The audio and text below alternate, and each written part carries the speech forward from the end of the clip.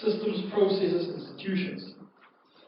Since 2015, the first State of the Nation address, the President of Namibia, Dr. Habigango, has been talking about systems, processes, and institutions, and is listed fixing, improving systems, processes, institutions as part of his mandate and his signature, and it's captured in his signature development program, Harare Prosperity Plan, the first iteration and also the second iteration. And the President continues to talk about systems, processes, institutions, and talks about his formula, transparency plus accountability equals trust. I think that's something that came out of the presentation by Mr. Kielder. The level, or the declining level of trust in the government in general, in institutions, by the electorate, by citizens in general. And I mean, this is not something that is unique to Namibia. This is something that cuts across the continent if you look at Afrobarometer. And it is a problem that we have to grapple with. And part of why we are here is to talk about the issues and how we could go about it. So we don't want to be cynics, we don't want to be skeptics leaving here. We want to go from here because what we want to produce also after this is a report, go from here capturing thoughts on how we can fix things, what needs to happen, whose responsibility is it. So that's part of our mandate here. All of you have consented to be part of this experiment here today. So yes, so to start us off, I'll just ask the speakers to briefly introduce themselves and the organizations that they are with. So I'll start with Dr. Mange. Please just briefly introduce yourself. My name is Vincent Mange. I'm actually a facilitator at NIPAM. NIPAM uses what is referred to as experiential learning. So it uses facilitators who are practitioners, that is, civil servants that are actually still active in the service, and also public servants that have retired. I'm a facilitator and a retired civil servant, facilitating training programs at NIPAM. Thank you. Ms. Vincia Kluter. Good afternoon. I'm Vincia Kluter, and I'm from the Namibia Institute of Corporate Governance. I'm the executive director there. The Namibia Institute of Corporate Governance is really got the biggest aim to promote and enhance corporate governance in Namibia.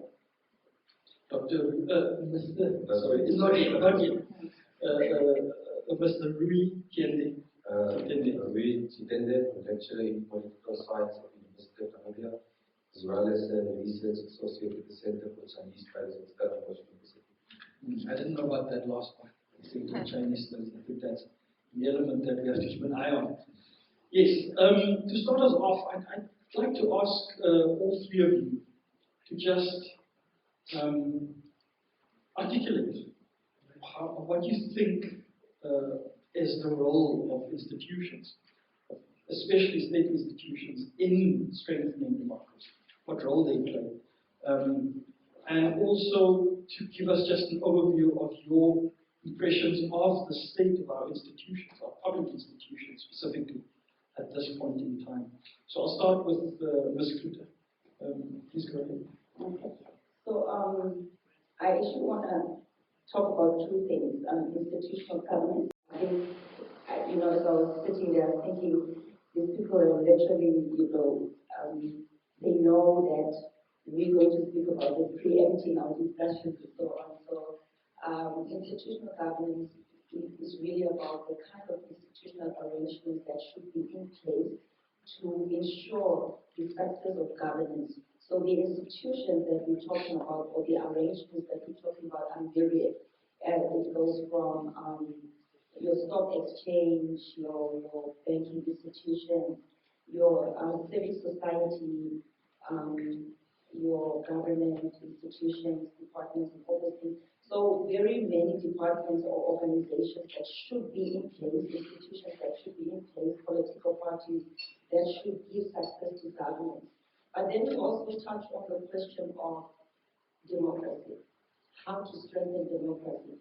And on the floor, you found that people are still confused about what is democracy. Whether we are even trying to strengthen democracy or are we moving away from democracy? Because if we ask that latter question, then we're going to ask the question where to. But now coming back to democracy itself, a well-functioning democracy is underpinned by three cornerstones, which is legal equality. I think it was mentioned earlier already about everybody being treated the same or protected the same under the law. Rule of law systems, practices, norms that are in place to ensure that legal equality happens, that there is a legal system that's in place to protect everybody equally. And also political freedom, I think we touched on that actually, like majority of that in the past session, political freedom. So what I'm trying to say is that institutional governance is there to ensure that all these institutions are supposed to promote, enhance, and ensure the progression of these three pillars to ensure well-defined democracy. Okay. Mr. Kitende. I think in every democratic dispensation, institutions are paramount importance. The very same launching pad that political parties use to canvass for support. First of all, they start off with an ideology. What is it that they want to address? How are we going to address the plight and needs and aspirations of a particular society? And they do this by appealing to the interest of a particular community. What do the people want? And how are they going to realize these interests and needs of the people? They have to do it through institutions, whether it be government or any other institution that will be responsible for delivering political goods. And how do we know that they have been able to deliver on these goods? We look at the impact. And the impact is the most important thing. And this is where most political parties, especially governments, are found wanting. Dr. Momi? Yes, what comes to mind is that Namibia is a democratic state, even though this concept state has been debated, and it seems many people have got their various way of defining what the state is. As a country, Namibia has got its democratic institutions in place. We have the public service in place, institutions of government that are geared towards public delivery of service to citizens. Are the public institutions that are in place in the country currently delivering the service that the government intends to deliver to its citizens? So those are the institutions actually that also supports democracy. So we look at their efficiency in terms of service delivery. We look at the people that are managing or managing those institutions. Are they managing them properly so that the interests in which they were created, are they being realized or are they being fulfilled? Are the goals that they were created, are they being achieved? So those institutions, there's no doubt in our case, in the case of Namibia, that the governance institutions are in place. Whether they are fulfilling their mandate or not, I think that's what we will try to unpack during this particular discussion. And I'd actually like us to go there. Excuse me. I'd actually like us to go there immediately. And I'll start with you, Doctor. As somebody who was in the civil service, who is involved in the training of civil servants, what are the challenges that you see on why, if we approach this from the point of view that there are challenges to efficient service delivery? And I think we can see that on a daily basis from the reports that continue continuously come out in public. What in your view and in your experience are the challenges that to efficient service delivery, to trust in institutions at this point? The challenges they are many and they are varied. As you might be aware that government has got three layers of governance in this country.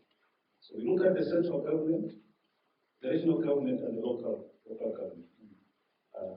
All these three layers are expected to deliver what is called public good to citizens. But in this process of delivering service to citizens, there are so many issues or challenges. And these challenges, like I've said, they are varied. You look at the central government, it's got its own unique issues. Regional governance is also its own issues, as well as local government. That's why, for instance, an institution like NIPAM was created. When we look at the public service itself, the public servants, public institutions like SOEs, how they were created by government to deliver particular services to citizens. Police was not ethical enough to do the correct things, to make the correct decisions. And when you speak about governance, it's not just on the political level, for instance, corporate.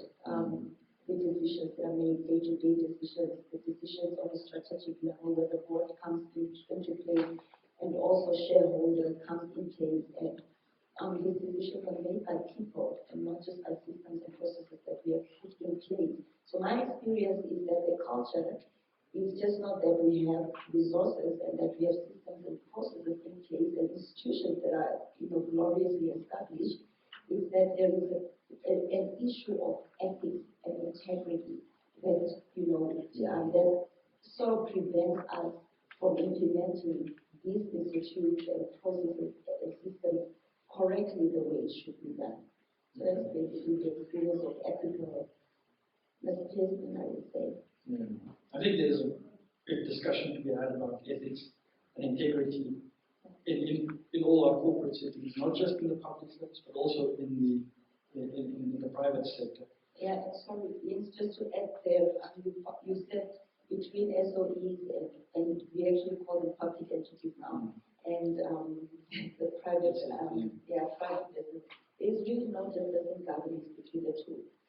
It's just the outcomes it's the same. It's just how we apply the principles of governance that might differ. And the outcomes should be the same. There should be ethical leadership, there should be legitimacy, there should be the effective control, and so on. So the outcomes should be the same in terms of governance, but it is just the principles, how we apply them, that might differ. But for public and private institutes, it's the same principles. They should just be applied correctly to get the outcomes that are desirable. So definitely, I think that's something we can all agree with. Mr. Kitende, I mean, I think if we Ms. Kuta mentioned the political aspect, could you say something about the political climate within which corporate governance or governance, especially within the public sector, as the sector that is public facing and is supposed to be service providing to millions? The political climate, because that's something that cannot be divorced from the culture of institutions and from systems and processes. Is our politics contributing to creating the systems, processes, institutions that will stand the test of time? Perhaps you can speak to that. Yeah, first of all, I don't think we should be talking about processes, systems, and institutions in an abstract kind of way. Because good governance is about a government that reflects the will of the people. That's very important. Secondly, the people are also the foundation upon which a country's political stability is constructed. without the material conditions, without prosperity being delivered to people, that's a recipe for unrest. We already have the issue of a high unemployment rate, especially amongst the youth.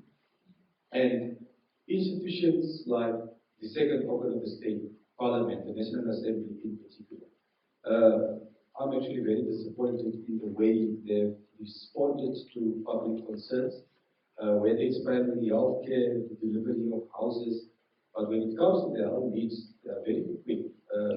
Construction of the clinic. But why are there people in Havana, in rural areas, still being treated under trees? So, that institution, there is a law-making body that caters for their own interests first instead of the general populace is quite concerning to me. Because when they went out there to canvass the support, they campaigned on the premise that we will deliver to the people first, not them.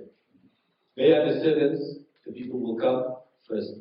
So what we have seen is a sort of a self-interest driven approach towards public policy making in this country. It's the politicians first and the citizens second. And I think we can change that, but the citizens need to come out strongly and demand more accountability. Secondly is the whole issue around corruption. If we don't tackle corruption, those resources that are meant to contribute towards the president said, look, you guys are saying Namibia is corrupt. It's not true. The systematic corruption, it's not true. There is the ACC. The ACC is dealing with it. But if the ACC is not receiving the necessary financial support that it ought to get, how will we be able to address the issue of corruption? The same with the Office of the Auditor General. We talk so much about institutions, processes, and systems, but we deliberately and intentionally decapacitate these very same institutions that are supposed to tackle corruption. All right, I think there's a lot has been said about sort of the issues that where we can see weaknesses. And I think certainly to everybody out there, it is a lot of what has been said is very visible. So, you know, the question then becomes, what do we do? Mr. How do we go about fixing things? If you're talking about ethics and integrity, what needs to happen? It goes two ways: top down, bottom up. Top down, obviously leadership. Speaking about people who campaign, and then after they receive their, offices, and they are less about, delivering the services and the products that we promise that we deliver. And it all just boils down to integrity and ethics. Instead of putting your needs, and as a leader, this is an important aspect. A leader never puts themselves in front of the followers. They always want to eat last. They always want to benefit last, because what their promise is to see the better good of everybody else before they can see themselves rise. So I think it just boils down to the perception that we have on the top and then trickling down to the bottom. But at the same time, there was somebody on the floor earlier who mentioned the importance of the electorate, the people coming to the table and not just, becoming members of political parties necessarily, but also where you are, where you find yourself in your workplace, exercising integrity, exercising ethics, and ensuring that people are held accountable and holding yourself accountable as well. So I can talk about systems, and I can even tell you about an example of a company and how they can, restructure their governance framework. But if we don't deal with the people who need to restructure the governance framework in our country, or even the landscape in terms of corruption or ethical leadership, if we don't deal with people and leadership don't put back into who they are and what they've been elected for, then this discussion is actually void. Yeah. But I would like to, sort of pin this down, the issue of integrity systems. This is something that we've over the years looked at and written briefing papers about, and continuously sort of something that we've emphasized.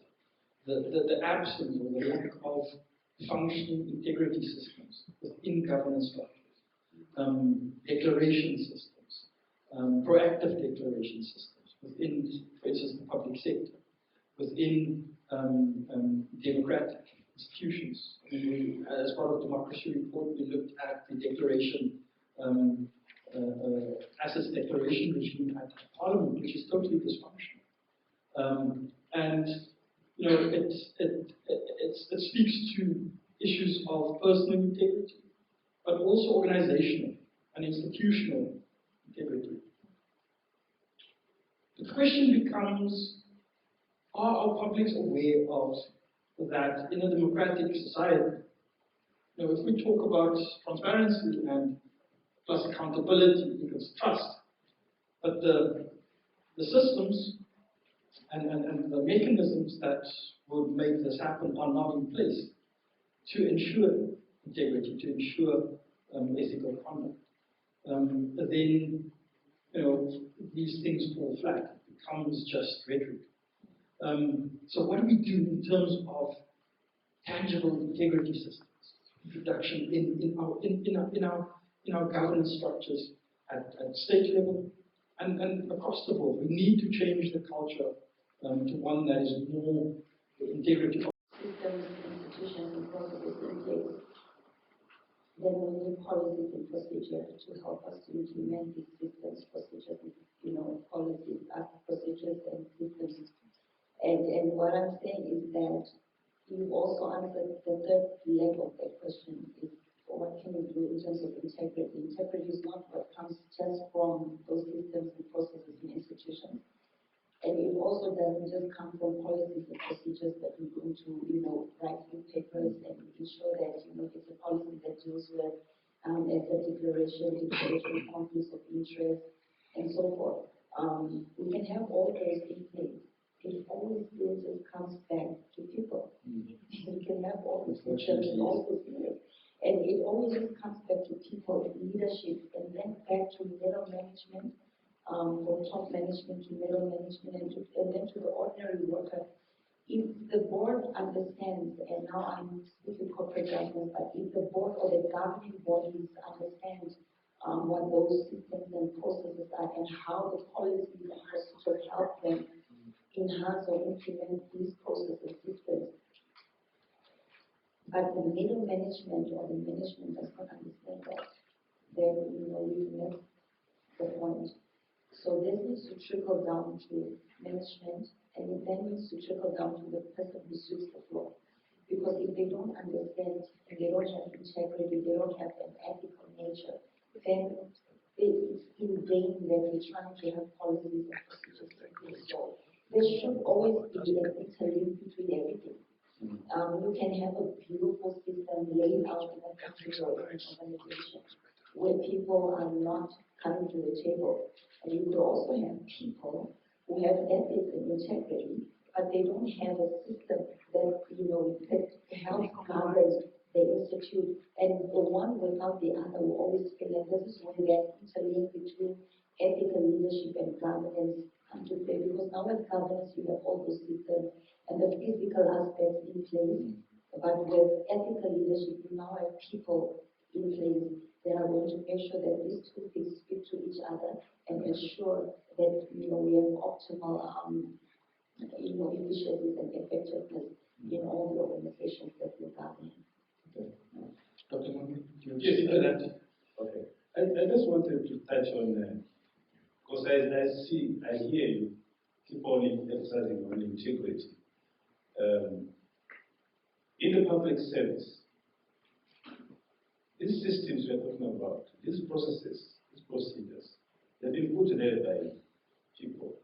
And yet, the citizens are not satisfied with the way public service provides service to them. The issue that the major challenge is governance issue. Good governance principles might not necessarily be be known by some of these civil servants that are put in these key positions. Good corporate principles might not necessarily be known by some of these people that are charged with the responsibility of providing service to citizens. Now, the public service is there to provide efficient and effective service to citizens, but they are not. And they handicap is because of good governance, good corporate governance, which is lacking. Now, someone might be appointed as a manager or as an ED or as a CEO of a government institution or as president of. But do those people do they have management skills that would enable them to run those institutions? And that's when these people, like NIPAM, was created so that all civil servants at all three levels or three tiers of government, of governance in government, should go to this institution called NIPAM to be exposed to these ethics, good ethics of governance, good corporate governance. And that's what NIPAM is doing right now, where courses like public governance, EDs of government offices, agencies, in other words, owners, they are undergoing such type of training so that they are exposed to run a corporate entity or a public entity in a more in a proper manner, where issues of accountability are being. How does one become accountable to citizens? How does one conduct transparency in their official dealings? How does one conduct? How does one perform ethically in terms of implementing their responsibilities? So these principles are being rolled out to the government officials from that higher level. Mind you, people get involved in corruption because they're not even, some of them are not exposed to the code of conduct that's required in public service. So government has taken a lead in this particular issue to expose all public servants from different levels, at different levels, on how they can professionally provide service to citizens. You see, when government comes to power, my colleague was talking about corruption. Corruption is not only in public service, or in government. It's everywhere, in all sectors of society, including private sector, private companies. Those in private companies come to the public sector to seek favors from, say, from an ED of an institution, of a public institution. So corruption is all over, but there is political will for corruption. The ACC, even though we are criticizing it to be a toothless institution, but there is political will to fight corruption, and hence the institution, the establishment of that institution, whether it's being effective or not, that's another issue. But currently, even the ED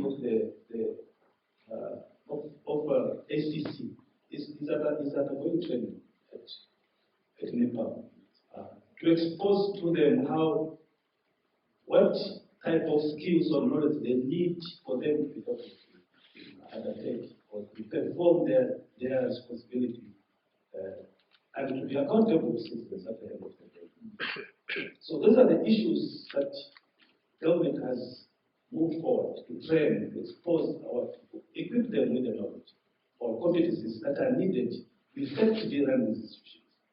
Thank you very much. Mr.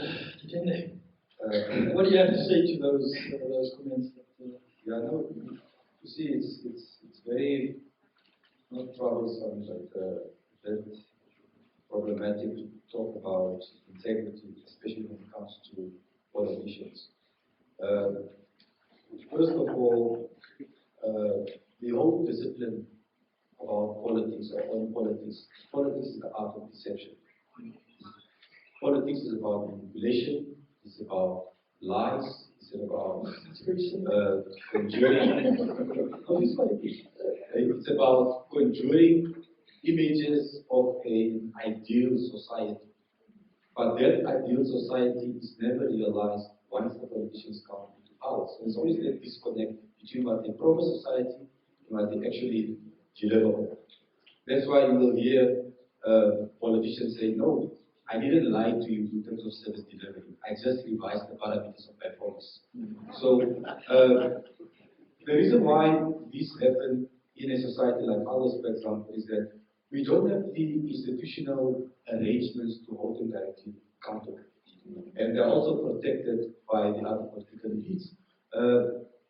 Look at an institution like Parliament. We spoke about the SF register that you guys have also been working on. How many MPs, since the president announced that they should declare their assets, how many have actually done so? And what is the public actually doing about that? Because if you look at the wealth of these politicians and where they actually derive this wealth from, it's from public resources, especially the fishing quotas and public tenders of public resources. I think we need to change or reform or restructure the nature of our political system. MPs, members of parliament, how they come into power, through the party system. They are not directly accountable to citizens. So we need to reform perhaps our electoral act to say, let's have a constituency or a ward-based system, where a member of parliament comes from a particular constituency, and if they do not deliver, that constituency has some sort of legal remedies to hold them to account and even recall them. Another possibility is to perhaps change our election cycle. Instead of 5 years, why don't we reduce it to 2.5 or 3 years? Because 5 years, a politician is guaranteed a salary. They will sit in office, be in parliament, whether they are reading or conducting research on their iPads or whether they are watching pornography, we don't know. But this is really what is happening. And we need to do something about this. And we can't expect them to do it. They won't do it. Look at the number of bills that have been passed, the motions or the nature of those motions that have been discussed in Parliament. What are they all about? But if we are to tie the number of bills that are passed in Parliament to an MP's performance, let's say remuneration, and say, for every bill that is passed, MPs will receive 20% of the annual remuneration. You will see the difference. All right, I think that opens us up to a discussion. I think we have 20 minutes. So I'd like us to engage our panelists on the topic. Mr. Kitende says, what is the public doing? This is your opportunity to voice yourself. So please, let's go ahead. Let's start. Given that the average person in Namibia does not even know what his or her basic fundamental human rights are, understanding that for democracy to equally happen, every individual deserves to partake in the democratic aspects of independent Namibia, how does the public sector intend to combat the ideology of centralization? I took note of what Ms. Kruger said on leadership, and also Mr. Shitenda said a lot around the young people coming in numbers and actually demanding for these services and stuff. But I would like to actually point out on the whole education aspect of, I don't think young people know the right channels to actually go about to demand some of these services. And then they take the route of Facebook, and then it just doesn't go anywhere. So maybe we need to educate our younger viewers as to how should we go about to actually demand for these services. And then the other thing that I wanted to touch on as well is that I don't know if young people actually know that they have the right to demand to see some of these leaders that they have voted in place, to see them and actually have conversations with them in their offices as well. to ask what is your vision, what is your purpose, how are you planning to get us from point A to B. So those are some of the things that I just wanted to throw out there. My view on what Sabi said, on what are we doing as young people in South Africa. So my view is that, as I said, that we are suppressed, we are speaking out, we are doing on the streets, but then the issue of system process always comes that we don't follow the systems and processes. And my issue is always that what is suppressed, for example, right now is the Communication Act, whereby now the state would be allowed to collect your data from cell phone, from call to SMSs to pictures, everything that you use your phone for, the state will have access to it. Now seeing that as one of the ways that the state can suppress a young person, because if I'm vocal, you can easily go to MTC 7 every day, find a camera on the whole. So how does that now?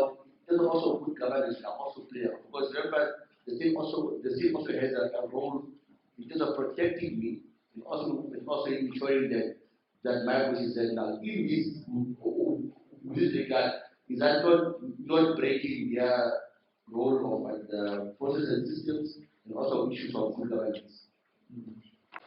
And I'm also hearing a lot of, it's more about the young people and the youth and what is their role. They're not being given that opportunity to also exercise their rights and also trying to find out what are the benefits of the youth getting from these governance issues or governance structures or institutions that government has. But to say something on decentralization. There are some responsibilities that has been decentralized to regional governments and also local governments. But in most cases, decentralization has not been fully implemented for various reasons. Responsibility And one of the reasons why it has not been fully implemented is, again, resources, financial resources. The second, I'm coming.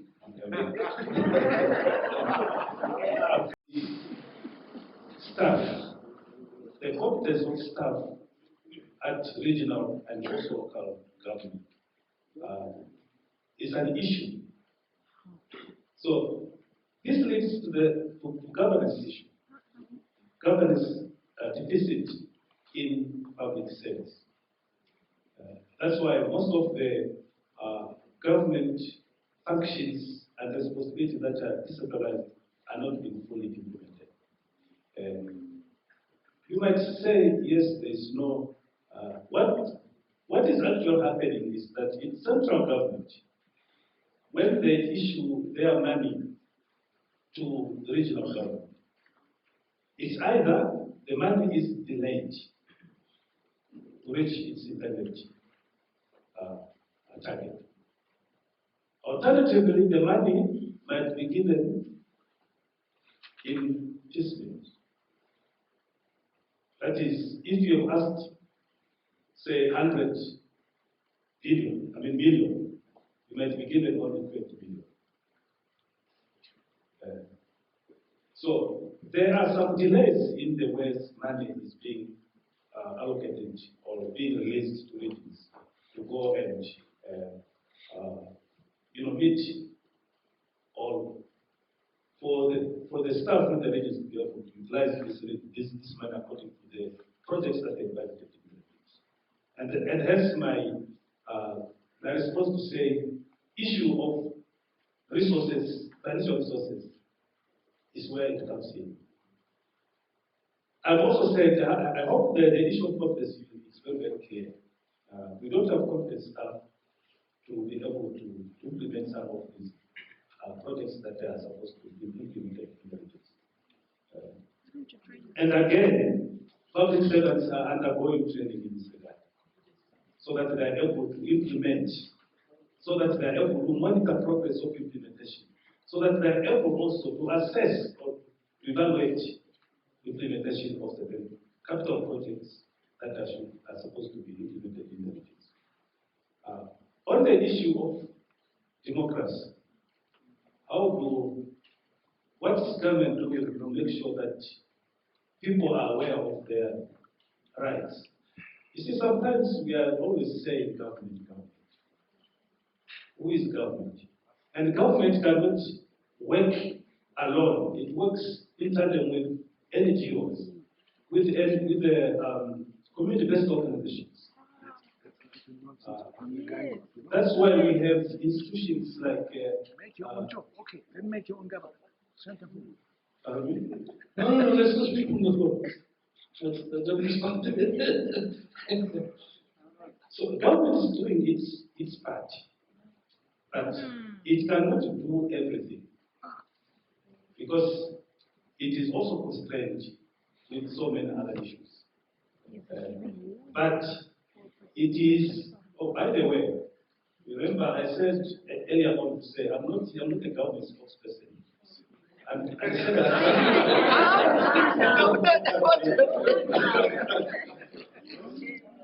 Secondly, can I ask you to? Yes. Secondly, I said I'm a test civil servant. I'm talking about what we are actually training civil servants, how we are equipping them, how we are providing competent training through NIPAM so that they are equipped, so that they can effectively perform their duties or responsibilities to ensure effective and efficient public system. So I think that's fine. Yeah, okay. Too much. Why don't you speak to some of the questions there? Yeah, no, thank you. It was George's question on government compelling you to register yourself. Yeah. The governance issue, the issue of Safety. financing. Yeah. Like the bill is there to the state has a role to protect me and to ensure that that I'm able to I'm able to effectively participate in society. And then there's this communication bill that also in a way suppresses my voice. Now, in terms of now governance, now is that not of government overreaching, underlining now the issue of systems and processes? Is that not overreaching? Yeah. Yeah. First of all, mostly in an age of terrorism, drug trafficking, human trafficking, all of those things.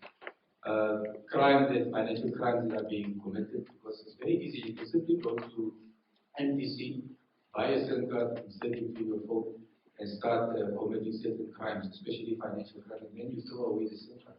Because the SIM card needs to be registered in the individual's name.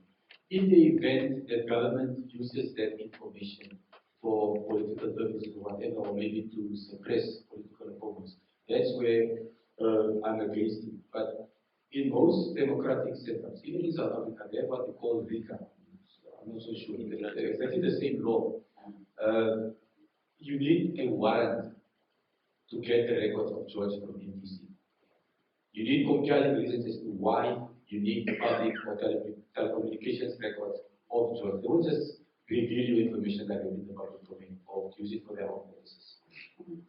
And just to add to that, so in a democratic state like we have, and we can the example of South Africa, there's always a rule of law which dictates that you will be treated equally, regardless of stature, and there will be obviously laws that are in place that will ensure that there is non-arbitrary practice of power. So the law will ensure that. Okay, so before the ensuring of that, there's always a balancing of interest. And generally, when you make laws, when you promulgate laws, there will always be conflicting interests, like what you just mentioned. And that has already been taken care of when the data protection bill, is being placed before us, as well as the Communications Act. The Constitution is another fallback. The Constitution promotes the rule of law, and that's it's the preeminent law of the country. You cannot supersede that. So as a citizen, you already have avenues that you have redress, legal redress, but that, government and anyone else who needs information for purposes of perhaps terrorism and other crimes that need to be curbed or that need to be dealt with, they will not just arbitrarily obtain this information. It will be done through those systems and processes that he's just mentioned. And so you have protection in place in the law that's also promulgated for that, for the data to be released. Yes, I think there's a lot to be said about what was just answered here. But I will hold my comment at this point in time, because I feel the issue of trust comes into this discussion, and democratic law, policy, and regulatory crafting in this country. Let me quickly touch on that, Lex. It's true, like we have said before, you have those systems and policies, procedures, all of those things in place. How those things are implemented is very important. And then we will then go back again to ethical leadership. So obviously you always find instances of abuse of power. You will always find that. We are not immune to that. But in a democracy where there is rule of law, you should be able to have legal redress, an avenue that you can go to, and which is the court of law. So the rule of law also dictates that there is an independent judiciary that deals with aspects like that. So hopefully, trust can be maintained by those who are implementing the law, not just the lawmakers. All right, we're going to take. I just want us to go back to the theme of the current session, which says system, processes, institutions, whose interest is served.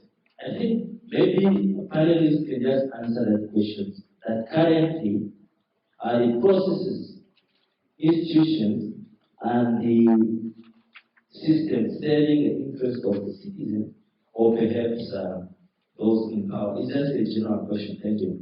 We have very ambitious goals, but the question is, do we have the systems and processes in place that are compatible in reaching those goals?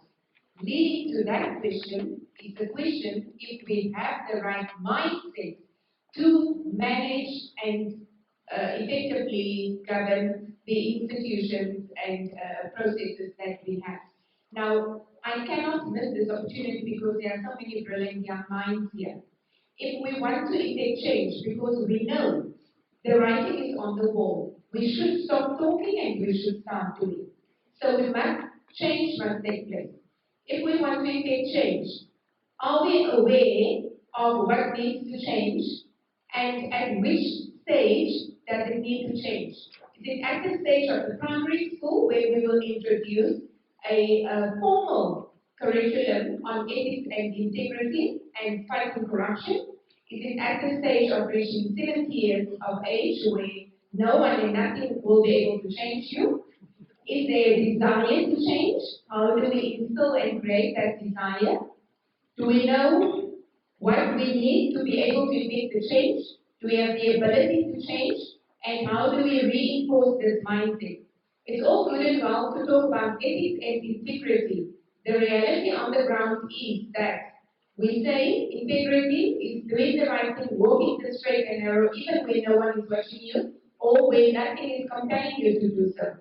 The reality on the ground is that in the absence of implementation of our whistleblower and witness protection laws, you are putting a target on your own back, and believe you me, no one will provide you with a bulletproof vest. You will steal those bullets and you will carry them even if it means that you suffer reputational damage. Now, when we talk about institutions, are we also talking about transnational corporations operating in Namibia? Are we also talking about those corporations complying with environmental, social, and governance principles? Are we talking about those corporations respecting the human rights of our people when millions of dollars are flowing out of the country, which should be used to build houses to prevent 2-year-old children from dying of cold in Kepransburg? Are we talking about governance in respect of transnational corporations also, as the UN Human Rights Council anticipates through its endeavors on business and human rights? Or are we talking about only government ministries in Namibia? or SMEs or PEs doing business in Namibia? Thank you. So I think that captures everything that needs to be addressed, and we have certainly, ma'am, taken note of all those questions.